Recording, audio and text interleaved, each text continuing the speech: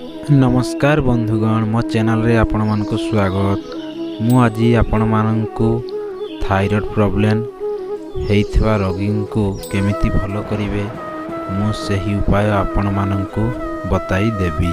ध्यानर सहित सुनंतु। आपण माने थायराइड को जदी भलो न करंती ताहले मृत्यु मुखरे मध्य पड़ी पारंती।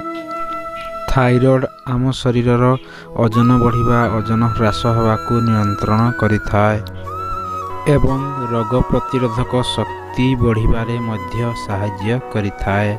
जदि आमर थायराइड भलो नाही ताहले आमको वीकनेस मध्य लागिथा ता सहित जेते खाइले मध्य देहरे लागि न थाए।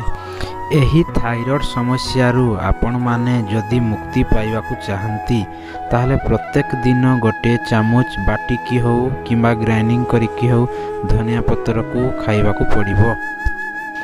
एही धनिया पत्र को बाटिकी खाई सारिला परे आधा घंटा पर्यंत आपण पानी पियंतु नाही।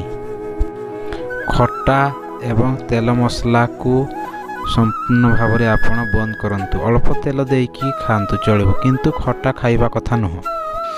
एवं ता सहित आपनक स्क्रीन रे जो हैंड टी शो हेउ अछि ताहाकू प्रत्येक दिन 5 मिनिट लेखाए प्रेस करंतु। एही उपायटी आपण माने जदि फॉलो करंती ताहले थायराइड को भलो करि पारिबे।